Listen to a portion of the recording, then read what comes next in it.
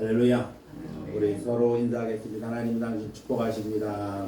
하나님이 축복하십니다. 하나님이 축복하십니다. 하나님이 축복하십니다. 오늘도 참 좋은 날인 줄로 믿습니다. 하나님의 크신 은혜와 복이 사랑하는 성도 여러분들에게 언제나 함께 하시기를 예수님의 이름으로 축복을 드립니다. 겨울다운 날씨가 계속되고 있습니다. 지난 4일이 봄의 길목에 들어선다는 입춘이었는데, 그리고 다음 주일에는 18일 날이 대동강물이 녹는다고 하는 우수입니다. 이제 추운 겨울도 또 봄을 향해 달려가고 있는데, 남은 추위 잘 견디셔서 건강하게 꽃피는 봄을 맞이하실 수 있기를 예수님의 이름으로 축복을 드립니다. 델마 톰슨이라고 하는 여인이 있습니다. 이 여인은 2차 세계대전 중에 행복한 결혼 생활을 꿈꾸면서 육군 장교와 결혼했습니다. 그리고 남편을 따라서 캘리포니아가 있는 모제이브 사막 근처에 육군 훈련소에 남편이 배속되어져서 남편과 가까이 있고 싶어서 그곳으로 이사를 했습니다. 근데 이사를 해보니까 사막의 모래바람으로 가득 찬 그곳에는 참으로 힘들고 외로운 삶이 계속되어져 있습니다. 여러 가지 환경상으로 못마땅한 점이 이루 말할 수가 없었습니다. 거기에다 남편이 훈련차 나가서 며칠 동안 집을 비우게 되면 오두막집에 혼자 남아있게 되었습니다. 사막에 50도가 넘는 살인적인 무더위와 이야기 상대라고는 고작 말도 통하지 않는 멕시코 사람들, 그리고 인디언 원주민들 뿐이었습니다. 그는 영어로 의사소통이 되지 않자 너무나도 답답했습니다. 그래서 불어오는 모래바람도 너무나 힘들고, 또 음식도 입에 맞지 않고 숨쉬기조차 힘든 그러한 삶이 계속되었습니다. 그래서 절로 신세한탄이 나왔고, 슬프고 외로운 마음에 억울한 생각이 들어서 친정 부모님께 편지를 썼습니다. 이곳에서 더 이상 견딜 수가 없으니 당장이라도 짐을 꾸려 집으로 돌아가겠다. 이곳에 눌러 사느니 차라리 감옥에 가는 것이 낫겠다라고 하는 내용의 편지를 친정 부모님에게 보냈습니다. 그랬더니 당장 오라거나 자신을 위로해 줄 거라고 기대했던 친정 부모님 중에 아버지가 이런 답장을 보내왔습니다. 두 사나이가 감옥에서 조그만 창문을 통해 밖을 바라보았다. 한 사람은 밤하늘에 반짝이는 별을 헤아리며 자신의 미래를 꿈꾸며 살았고, 다른 한 사람은 감옥에서 먼지를 세면서 불평과 원망을 하며 살았다. 이렇게 두 줄만 편지를 딸랑 써서 보냈습니다. 너무나 간단한 편지 내용에 처음에는 실망을 했습니다. 그렇지만 두 줄이 그녀의 삶을 바꾸어 놓게 됩니다. 이 문구를 몇 번이고 되풀이해 있던 이 그녀는 자신이 부끄럽다는 그러한 생각을 하게 됩니다. 그때부터 현재의 상태에서 무엇이든 좋은 점을 찾아내겠다고 생각을 합니다. 자신에게 밤하늘의 별이 무엇일까를 생각해 보았고, 주변을 살피던 중에 원주민들과 친구가 되게 됩니다. 그들이 보여준 반응은 그녀를 놀라게 했습니다. 그녀는 그들의 편물이라든지 혹은 여러 가지 도자기나 이런 것들에 이 여인이 흥미를 보이게 되면, 그들은 여행자에게 돈을 받고도 돈을 준다 해도 팔지 않았던 그 소중한 것들을 이 여인에게 마구 선물하는 것이었습니다. 그리고 그녀는 이 사막에서 자라는 선인장이나 난초 등과 같은 기묘한 모양의 식물들을 연구하기 시작을 합니다. 사막의 식물들을 조사하며 사막의 낙조를 바라보기도 하고, 또 100만 년 전에 사막이 바다의 밑바닥이었을 무렵쯤에 존재했던 그러한 조개 껍질 같은 아주 이상한 것들을 찾아보기도 했습니다. 도대체 무엇이 그녀를 변화시켰을까요? 모제이브 사막은 변함이었고, 거기에 있는 인디안들도 달라진 것이 없습니다. 이 환경은 전혀 달라진 것이 없었습니다. 변한 것은 바로 그녀 자신이었던 겁니다. 그녀의 마음가짐이 달라지니까 비참한 생활이 오히려 즐거운 모험으로 바뀌게 됩니다. 새롭게 발견한 세계에서 자극받아서 너무나 감격한 나머지 그것을 주제로 해서 빛나는 성벽이라고 하는 소설을 쓰게 됩니다. 나중에 이 텔마 톰슨은 출판 사인에서 그는 이런 고백을 하게 됩니다. 사막에서 생활하는 동안에 너는 너무 불행하다. 너는 너무 외톨이다. 너는 희망도 없다 말하는 마귀의 소리도 들었고 너는 행복한 사람이다. 이곳으로 너를 인도한 사람은 나 하나님이다. 이곳에서 너의 새로운 꿈을 꾸려무나 이렇게 말씀하시는 하나님의 음성도 들었습니다. 저는 마귀의 소리에 귀를 막고 하나님의 음성을 들어서 오늘 이 영광을 얻게 되었습니다. 라고 말을 합니다. 이와 같이 행복이라고 하는 것은 우리의 마음먹기에 달려있다는 것입니다. 어떤 상황이나 조건 때문에 행복하고 불행한 것이 아니라 나의 마음가짐에 따라서 행복과 불행이 결정되어진다고 하는 것입니다. 마음은 몸까지 다스리고 지배한다고 합니다. 덥다고 짜증을 부리면 몸도 마음도 함께 상합니다. 가족 중 한 사람이 신경질을 부리면 나머지 가족들은 신경질 때문에 부정적인 바이러스가 퍼져서 모든 가족의 기분이 상하고 망치게 된다는 것입니다. 자살이라고 하는 글자를 거꾸로 해보면 살자라고 하는 말이 되고 영어 스트레스라고 하는 단어의 스페링을 반대로 하면 디저트라고 하는 말이 된다고 합니다. 이제 내 자신의 마음을 잘 다스려 늘 주님이 우리 안에 베풀어 주시는 평안을 누리면서 살아가는 저와 여러분들이 될 수 있기를 예수님의 이름으로 축복을 드립니다.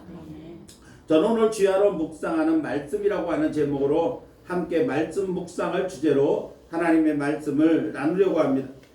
성도들이 말씀을 대하는 모습을 보면 어떤 성도는 마치 시원한 냉수를 마시듯이 말씀을 읽을 때 빨리 읽고 빨리 결론을 내리려고 하는 성도들이 참으로 많습니다. 그런데 하나님의 말씀은 마치 향기 좋은 차를 마시는 것과 같습니다. 좋은 차는 따뜻한 물에 오래 담가둘수록 맛과 향이 잘 우러나와서 깊은 차의 맛을 즐기고 향을 느낄 수가 있는 것입니다. 이와 같이 말씀도 마찬가지입니다. 말씀을 대할 때 속도를 늦출수록 말씀에 내가 적셔진다고 하는 것입니다. 그래서 말씀의 묵상은 속도가 아니라 그 말씀 안에 머물러 사는 것, 이것이 바로 말씀 묵상이라고 할 수가 있습니다. 오늘 본문을 보면 본문이 포함된 여호수아 1장은 여러분도 잘 아시는 것처럼 모세의 뒤를 이어 이스라엘의 2대 지도자가 된 여호수아를 격려하시는 내용의 하나님의 말씀이 바로 여호수아 1장입니다. 특히 오늘 읽은 말씀을 보면 이스라엘의 새로운 지도자로 출발하는 여호수아뿐만 아니라 오늘날 모든 성도들에게 주시는 말씀이라고 볼 수가 있습니다. 그래서 말씀을 대하는 성도들의 자세가 어떠해야 되는가, 그리고 그 말씀을 그렇게 대할 때 하나님께서 어떤 복을 주시는가에 대하여 말씀하고 있다는 것입니다. 같은 말씀을 읽어도 읽은 말씀을 되새겨보는 성도가 있는가 하면 그냥 읽는 것으로 그치고 그냥 흘려보내는 성도도 있는데, 그런데 그 차이는 나타나는 결과에서 엄청난 차이가 있다고 하는 것입니다. 오늘 말씀의 묵상이 바로 우리가 함께 나눌 주제입니다. 묵상이라고 하는 것은 말씀을 빨리 읽는 것으로만 그치는 것이 아니라 말씀을 읽고 그 말씀 앞에 멈추어 서서 그 말씀 안에 잠깐 머물러 서 있는 것을 말합니다. 따라서 묵상은 그냥 빨리 읽기만 하는 것이 아니라 읽은 말씀 안에 멈추어 서서 그 말씀을 곱씹어 보는 것, 되새겨 보는 것, 그것이 바로 묵상이라고 할 수가 있습니다. 사도행전을 보면 사도 바울이 전도 여행 중에 데살로니가에서 복음을 전하다가 유대인의 해방을 받습니다. 얼마나 심하게 해방을 했든지 목숨이 위태로움을 알고 데살로니가 교회에 있던 성도들이 바울을 피신을 시킵니다. 바울을 피신하게 되었는데 피신시켰는데 그 피신한 곳이 베레아라고 하는 곳으로 갑니다. 이 베레아에서 이제 밤에 유대인의 회당에 들어가서 말씀을 전하는데 바울이 전하는 말씀을 들은 베레아 사람들에 대해서 사도행전 17장 11절 말씀에서는 그것을 이렇게 표현하고 있습니다. 베레아에 있는 사람들은 데살로니가에 있는 사람들보다 더 너그러워서 간절한 마음으로 말씀을 받고 이것이 그러한가 하여 날마다 성경을 상고했다, 이렇게 말씀하고 있습니다. 저는 이 베레아 지방의 성도들의 모습이 바로 말씀을 묵상하는 모습이 아니었겠는가 생각해 봅니다. 말씀을 듣는 것으로만 그치지 않고 간절한 마음으로 말씀을 대하고 그 말씀을 계속해서 상고하는 것이 말씀 묵상의 바른 자세였다고 생각을 합니다. 그렇다고 한다면 오늘날 말씀을 대하는 우리의 자세는 어떠합니까? 저는 오늘 말씀의 묵상이란 어떤 것이며 말씀을 묵상하고 행하는 자에게 주시는 하나님의 약속된 축복은 무엇인가에 대해서 함께 말씀을 드리면서 은혜를 나누려고 하는 것입니다. 말씀을 전하고 듣는 저와 여러분이 하나님의 말씀을 그냥 읽는 것에 그치지 않고 깊은 묵상을 잘 배워서 묵상하는 말씀 가운데 약속된 하나님의 축복을 받아 누리는 저와 여러분들이 되실 수 있기를 예수님의 이름으로 축복을 드립니다. 자, 그러면 말씀의 묵상과 약속된 하나님의 복은 무엇입니까? 첫 번째로는 묵상은 말씀을 반복하는 훈련이라는 겁니다. 어떤 성도가 아침에 일어나서 성경을 아무 곳이나 펼쳤을 때 눈에 띄는 성경 구절이 그날 내게 주신 말씀이다, 이렇게 말하고 그 말씀을 자신에게 주는 말씀이라고 생각을 하고 하루를 살아가려고 합니다.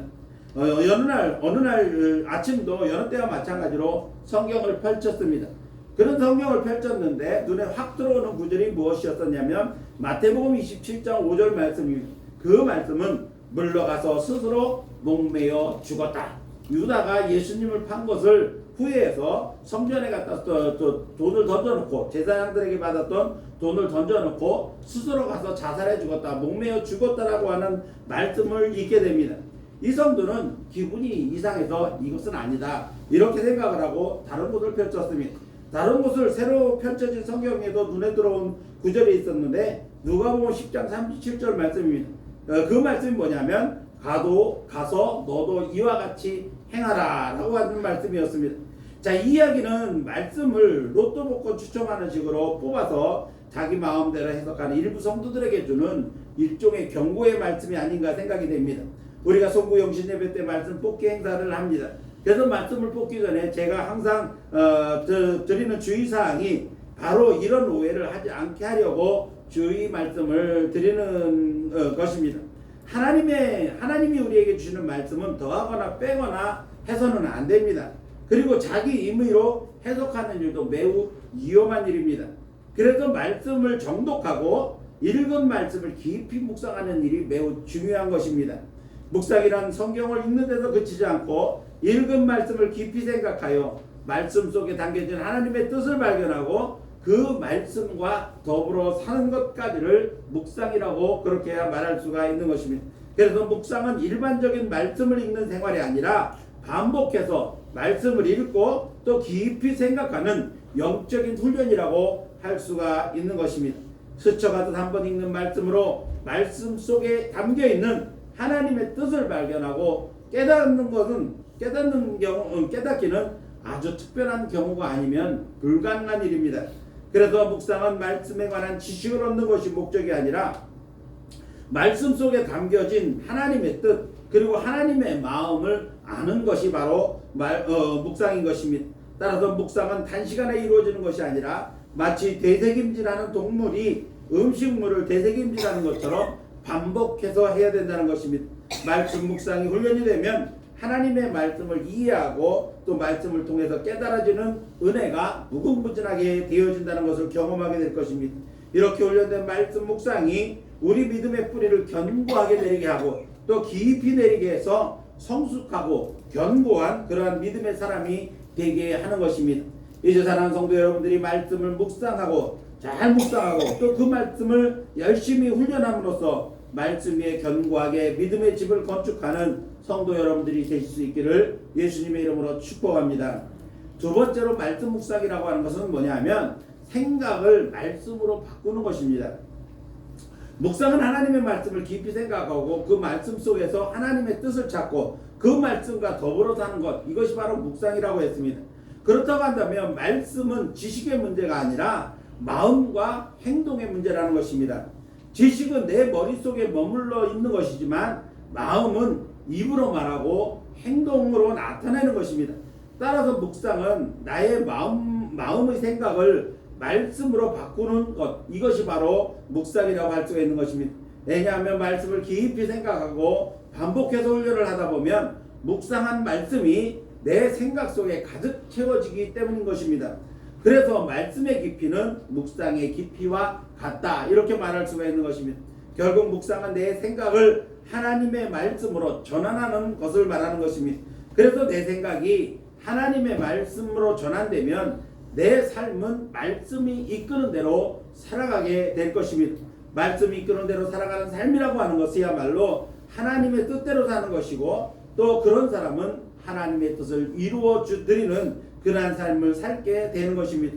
따라서 말씀 묵상을 통해서 내 생각의 전환이 이루어지고 내 생각 속에 하나님의 말씀으로 가득 채워서 우리의 삶은 하나님의 기뻐하시는 그러한 삶을 살게 되어지는 것입니다. 어떤 성도는 하나님의 말씀을 줄줄 외우고 또 가지고 있는 성경 지식도 아주 출중합니다. 성경 통독도 뭐 몇십 독을 했다라고, 심지어는 100독 이상까지 했다고 하는 그러한 사람들도 있습니다. 그런데 그 사람들의 생활을 보면 전혀 변화가 일어나질 않습니다. 왜 성경을 그렇게 많이 알고 또 줄줄 외우고 몇백 독을 했는데도 왜 아무런 변화가 일어나지 않는 것일까요? 그것은 말씀을 읽고 능통한 성경 지식을 가지고 있다고 할지라도 묵상을 통해서 생각이 되지 않았기 때문에 그렇습니다. 생각의 변화가 되지 않으면 생활 역시 변화되지 않는 것입니다. 그래서 그리스도인의 삶에는 말씀의 묵상이 매우 중요한 것입니다. 여러분의 삶은 어떻습니까? 성경을 열심히 보고 기도도 하느라고 하는데 왜 삶이 변화되지 않고 옛사람의 모습을 그대로 가지고 사는 것일까요? 말씀이 생각으로 전환되어 있지 않기 때문에 그런 것입니다. 말씀의 묵상이 이루어지지 않고 있기 때문이라는 것입니다. 이제 사랑하는 성도 여러분들이 철저한 말씀 묵상을 통해서 여러분의 생각 속에 말씀으로 가득 채워서 말씀이 이끄는 삶을 통해 여러분의 삶이 하나님이 기뻐하시는 그러한 삶으로 가득 채워지시기를 예수님의 이름으로 축복을 드립니다. 세 번째로, 말씀을 묵상하는 자에게는 어떤 축복을 주십니까? 오늘 성경을 보니까 말씀을 묵상하는 자에게는 형통과 평탄의 길을 주신다 이렇게 말씀하고 있습니다. 사람이 좋아하는 사자성어 중에 이 만사형통이라고 하는 말이 있습니다. 이 말의 의미는 뭐냐면 만 가지 일이 막힘없이 잘 풀리는 것을 만사형통이다 이렇게 말을 합니다. 그런데 세상 모든 사람들 중에 이 말대로 막힘없이 뻥 뚫린 그러한 인생을 사는 사람은 아담 이후에 아무도 어느 인류 가운데 어느 누구도 그러한 삶을 살지 못했다는 것입니다. 그만큼 우리가 살아가는 인생은 세상 말대로 형통하지 못한 그러한 삶이 세상 삶이라는 것입니다. 그런데 성경에서도 이 형통이라는 말과 평탄이라고 하는 말을, 이 단어를 여러 번 사용하고 있다는 것입니다. 중요한 것은 성경이 말씀하고 있는 형통과 평탄의 길은 세상에서 말하는 형통과 평탄과는 다른 의미를 가지고 있다는 것입니다. 성경에서 말씀하고 있는 형통이라고 하는 말은 하나님의 목적 안에서 앞으로 나아간다라고 하는 의미가 매우 강하다는 것입니다. 세상에서의 형통은 막힘없이 뻥 뚫린 그러한 삶, 막힘없이 살아가는 모든 일이 잘 되는 그러한 삶을 말한다고 했지만, 성경이 말씀하고 있는 형통이라고 하는 말은 하나님의 목적 안에서 앞으로 나아간다라고 하는 의미가 더 강하다는 것입니다. 예를 들면 요셉의 경우를 들 수가 있습니다. 요셉을 창세기 39장 2절 말씀을 보면 요셉에 대해서 이렇게 말합니다. 여호와께서 요셉과 함께 하심으로 그가 형통한 자가 되었다. 형통한 자가 되었다라고 말씀하고 있습니다. 자, 우리가 요셉의 생애를 여러분도 아시겠습니다만은 요셉의 생애는 결코 순탄한 생애가 아니었습니다. 아버지의 특별한 사랑을 받기는 했지만은 그것 때문에 오히려 형들에게 미움을 받아 이방인들에게 팔리게 되고 또 억울한 누명을 쓰고 감옥에 갇히는 그런 삶도 살았습니다. 수없이 많은 고난과 역경의 삶을 살았던 사람이 바로 요셉이었습니다. 그럼에도 불구하고 성경에서는 요셉의 삶을 형통한 자, 그러한 형통한 자의 삶이었다 이렇게 말씀하고 있습니다. 이것은 요셉이 하나님께서 함께 하셔서 하나님의 목적대로 이끌어가는 삶을 살았기 때문에 요셉의 삶이 형통한 자의 삶이라 이렇게 부르게 된 것입니다. 비록 고난과 역경의 때는 있었지만 그러한 상황 속에서도 하나님이 함께 하셔서 요셉을 하나님의 목적대로 이끌어가는 그러한 삶을 산 사람이 요셉이었다는 겁니다. 그래서 하나님은 요셉의 삶을 형통한 자의 삶이다 이렇게 말씀을 하시는 것입니다. 그러면 평탄한 길이라고 하는 것은 무엇일까요? 잘 뚫린 고속도로를 달려가는 것이 평탄한 길이라고 생각하는 것이 일반적인 사람들의 생각일 것입니다. 그러나 성경은 이런 길을 평탄한 길이라고 말씀하지 않습니다. 그래서 성경은 좁은 문으로 들어가라, 협착한 길로 가라, 그렇게 말씀하고 있는 것입니다. 이것은 무슨 의미입니까? 비록 가는 길이 험난하고 어려운 길일지라도 하나님께서 인도함을 받는 길이 평탄한 길이라는 겁니다. 가는 길의 상황이 중요한 게 아니라 그 길에 하나님이 나와 함께 하시느냐 아니하시느냐에 따라서 평탄한 길이 결정된다는 것입니다. 좁은 문이나 험한 길로 갈지라도 주님께서 함께 하시면 그 길은 평탄한 길인 것입니다. 그래서 시편 119편 105절 말씀에 보면 주의 말씀은 내 발의 등이요 내 길의 빛이니이다 라고 노래하고 있는 것입니다. 주님이 우리의 가는 길에 함께 하시면 그 말씀이, 하나님의 말씀이 우리 가는 길에 등불도 되고 빛도 되어진다는 것입니다. 그래서 아무리 힘들고 험한 길을 갈지라도 하나님의 말씀에 인도함을 받게 되면 그 길이 비록 힘들고 어려운 길일지라도 넘어지거나 쓰러지지 않는 승리의 길, 곧 평탄한 길이 되어진다라고 하는 것입니다. 이렇게 하나님께서 당신의 목적대로 이끌어주시는 형통한 삶과 아무리 힘들고 험한 길일지라도 하나님의 인도하심을 받는 평탄한 길의 복은 바로 하나님의 말씀을 묵상하고 그 말씀에 순종하는 자에게 주시는 복이라는 것입니다. 따라서 하나님의 말씀을 깊이 묵상하고 그 말씀대로 순종하는 삶을 통해서 하나님이 목적대로 이끌어 가시고 또 어떤 길로 인도해 주신다 할지라도 하나님이 함께 하시는 길이 형통한 삶이고 평탄한 길이라는 사실을 기억하고 저와 여러분 모두가 이렇게 하나님의 말씀을 깊이 묵상함으로써 형통한 삶과 평탄의 길의 축복을 누리는 저와 여러분들이 될 수 있기를 예수님의 이름으로 축복을 드립니다. 이제 말씀을 마치려고 합니다. 오늘 말씀은 묵상에 대한 말씀을 들었습니다.